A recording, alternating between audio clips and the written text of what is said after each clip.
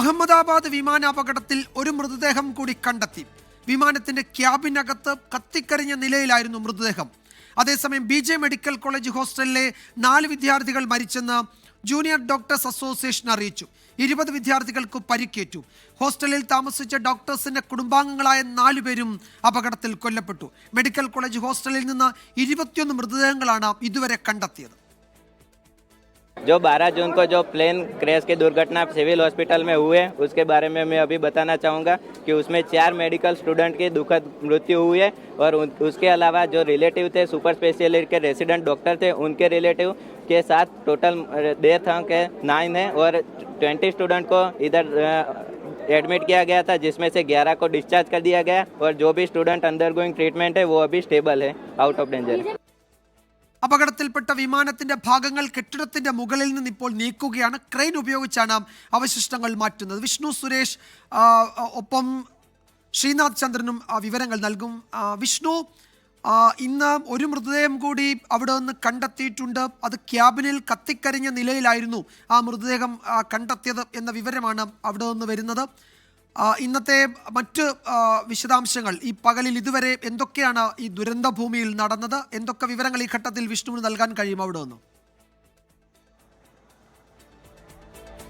വിജയകുമാർ, ഞാനിപ്പോൾ ഉള്ളത് ഈ അപകടം നടന്ന ഹോസ്റ്റലിന് ഏകദേശം ഒരു 50 മീറ്റർ തൊട്ടടുത്തുള്ള മറ്റൊരു വീടിന് മുകളിലാണ്. ഇന്ന് ഇവിടെ ഏറ്റവും പ്രധാനപ്പെട്ട നടപടി ആ ദൃശ്യങ്ങളിൽ കാണുന്നത് പോലെ ഈ ക്രെയിൻ ഉപയോഗിച്ച് ഈ വിമാനത്തിൻ്റെ ഒരു ഭാഗം, ഏറ്റവും ബാക്കിലെ ഭാഗം ഇപ്പോഴും ആ ഹോസ്റ്റലിൻ്റെ മുകളിലത്തെ നിലയിൽ ഇരിക്കുകയാണ്. അത് ഉയർത്താനുള്ള ശ്രമമാണ് അല്പസമയത്തിനകം തന്നെ ആരംഭിക്കാൻ പോകുന്നത്. അതിനായി 2 വലിയ ക്രെയിനുകൾ ഇവിടെ എത്തിച്ചിട്ടുണ്ട്. അതിനുശേഷം ഏകദേശം ഒരു 2 മണിയോടുകൂടി അല്ലെങ്കിൽ 1:30 ഇതിൻ്റെ പരിശ്രമങ്ങൾ ആരംഭിക്കുമെന്ന് ലഭിക്കുന്ന വിവരം. ഇന്ന് ഈ പ്രദേശത്ത് തന്നെ, അതായത് ഹോസ്റ്റലിനകത്ത് തന്നെ നിലവിലൊരു മൃതദേഹം ലഭിച്ചിട്ടുള്ളത്. ആ ക്യാബിനോട് ചേർന്ന്, അതായത് വിമാനത്തിന്റെ ക്യാബിനോട് ചേർന്നാണ് മൃതദേഹം ലഭിച്ചതെന്നാണ് റിപ്പോർട്ടുകൾ പുറത്തു വരുന്നത്. ഒരു സ്ത്രീയുടേതാണെന്ന് പ്രാഥമികമായി വിവരം ലഭിക്കുന്നുണ്ട്. ഒരു പക്ഷേ അതൊരു എയർ ഹോസ്റ്റസിൻ്റെതാകാം എന്നാണ് ലഭ്യമാകുന്ന വിവരം. ഇന്ന് ദുരന്ത നിവാരണ അതോറിറ്റിയുടെയും അതോടൊപ്പം തന്നെ മറ്റ് ഏജൻസികളുടെയും ഒക്കെ പരിശോധന ഈ മേഖലയിലുണ്ട്. അടുത്ത ദിവസങ്ങളിലൊക്കെ ഈ പരിശോധന തുടരുമെന്നും അറിയിച്ചിട്ടുണ്ട്. ഇപ്പോൾ ഏറ്റവും പ്രധാനപ്പെട്ട നടപടി ഈ വിമാനത്തിന്റെ അവശിഷ്ടം ഇവിടുന്ന് ഉയർത്തി അതിവിടുന്ന് മാറ്റാനുള്ള നടപടിയിലേക്ക് കടക്കുക എന്നുള്ളതാണ്. പ്രത്യേകിച്ച് ആ കെട്ടിടം വലിയ ബലക്ഷയം സംഭവിച്ചിട്ടുണ്ട്. ഏത് സമയത്തും അത് ഇടിഞ്ഞു വീഴാറായ നിലയിലാണ് നിൽക്കുന്നത്. അപ്പോൾ ഈ ഫ്ലൈറ്റിന്റെ കൂടി വെയിറ്റ് അതിൽ താങ്ങിക്കഴിഞ്ഞാൽ പെട്ടെന്ന് തന്നെ അത് സംഭവിക്കാതെ വലിയ അപകടങ്ങളിലേക്കൊക്കെ പോകാൻ സാധ്യതയുണ്ട്. പ്രത്യേകിച്ച് പോലീസ് ഉദ്യോഗസ്ഥരടക്കം ഈ കെട്ടിടത്തിനും പ്രദേശത്തിനൊക്കെ സുരക്ഷ നൽകുന്നുണ്ട്. മറ്റ് സുരക്ഷാ ഉദ്യോഗസ്ഥരുമുണ്ട്. അപ്പോൾ അവരുടെയൊക്കെ ജീവൻ തന്നെ ഒരു വലിയ വെല്ലുവിളിയായ കെട്ടിടം അവിടെ നിലനിൽക്കുന്നുണ്ട്. ഈ ഫ്ലൈറ്റിന്റെ അവശിഷ്ടം അവിടെ കിടക്കുന്നു. അതുകൊണ്ടാണ് അത് പെട്ടെന്ന് ഇത് ഈ BJ മെഡിക്കൽ കോളേജിലെ ജൂനിയർ ഡോക്ടേഴ്സ് താമസിച്ച ഹോസ്റ്റൽ കെട്ടിടം തന്നെയാണല്ലോ. അതിലല്ലേ ഈ വിമാനത്തിന്റെ ഒരു ഭാഗം ഇപ്പോഴും ഇങ്ങനെ കുടുങ്ങിക്കിടക്കുന്നത് അല്ലേ?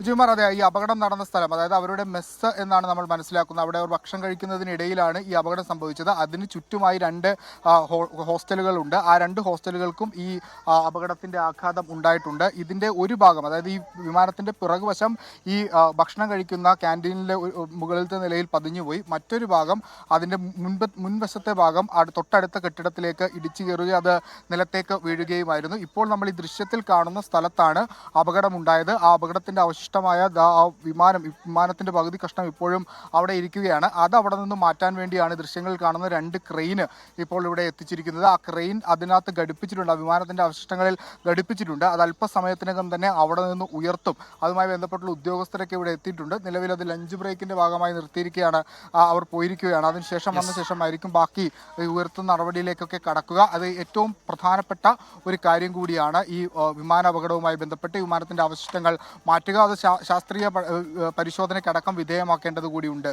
വിജയകുമാർ, ഈ ദൃശ്യങ്ങൾ ഇപ്പോൾ നമ്മൾ കാണുന്നത് അഹമ്മദാബാദിലെ BJ മെഡിക്കൽ കോളേജിലെ ഹോസ്റ്റൽ കെട്ടിടത്തിനകത്തേക്ക് ഇടിച്ചു കയറി ആ വിമാനത്തിന്റെ ഒരു ഭാഗം ആ കെട്ടിടത്തിൽ തന്നെ തങ്ങി നിൽക്കുകയാണ്. അത് അവിടെ നിന്നും മാറ്റുകയാണ്. വളരെ ശ്രമകരമായ ദൗത്യമാണ്. ക്രെയിനുകളൊക്കെ എത്തിച്ചാണ് അത് മാറ്റുന്നത്. വിഷ്ണു സൂചിപ്പിച്ചതുപോലെ ഇതിന്റെ അന്വേഷണത്തിൽ നിർണായകമാണ് അതിന്റെ ഫോറൻസിക് പരിശോധന ഉൾപ്പെടെയുള്ള കാര്യങ്ങൾ. ഒപ്പം ആ കെട്ടിടത്തിന് ബലക്ഷയമുണ്ട്. അത് വീണ്ടും ഒരു അപകടത്തിലേക്ക് പോകാതിരിക്കാൻ വേണ്ടി അത് മാറ്റേണ്ടതുണ്ട്. അതിനുള്ള ദൗത്യമാണ് ഇപ്പോൾ പുരോഗമിക്കുന്നത്. അത് വലിയ യന്ത്രസാമഗ്രികളൊക്കെ കൊണ്ടുവന്ന് അവിടെ നിന്ന് നീക്കം ചെയ്യുകയാണ്.